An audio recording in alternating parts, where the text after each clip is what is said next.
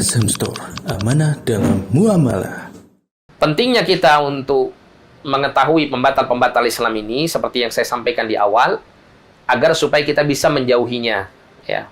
Bukan kemudian kita belajar pembatal-pembatal keislaman ini untuk kita bermudah-mudahan untuk memvonis saudara-saudara kita yang mungkin terjerumus dalam pembatal-pembatal Islam ini, kemudian kita kafir-kafirkan, misal begitu ya. Tidak demikian ya, karena pembahasan mengenai takfir vonis kafir kepada yang lain ini pembahasan tersendiri. Kita tidak membahas hal ini dalam kitab pembatal-pembatal Islam ini nantinya. Ya, kita tidak bahas tentang itu, tapi kita membahas tentang poin-poin yang apabila poin ini terjadi, dikhawatirkan akan terjadi pembatalan Islam pada dirinya. Ya, sehingga kita bisa waspada, kita bisa berusaha menjauhkan diri dari pembatal-pembatal tersebut, sehingga kita bisa selamat sampai kita menghadap Allah Subhanahu wa taala dalam keadaan tetap membawa agama Islam yang Allah taala ridhai. Terdapat riwayat dalam As-Sahihain bahwasanya sahabat Hudzaifah ibnul Yaman radhiyallahu taala anhu berkata, dan kalimat Hudzaifah ibnul Yaman inilah yang menjadikan dasar kita untuk perlu memahami hal-hal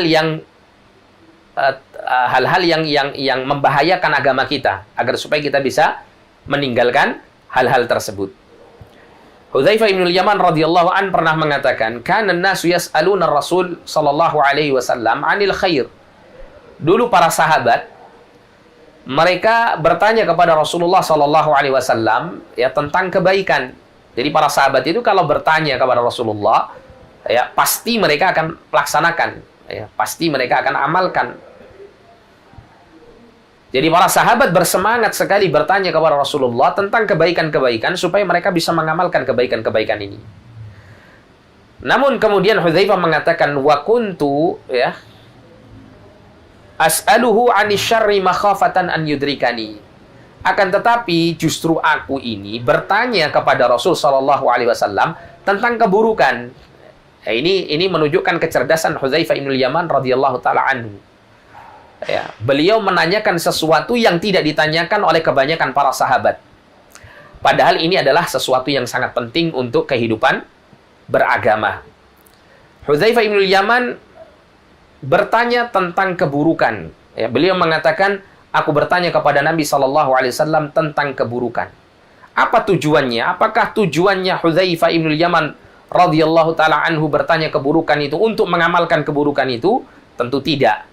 Bahkan beliau kemudian menjelaskan alasannya.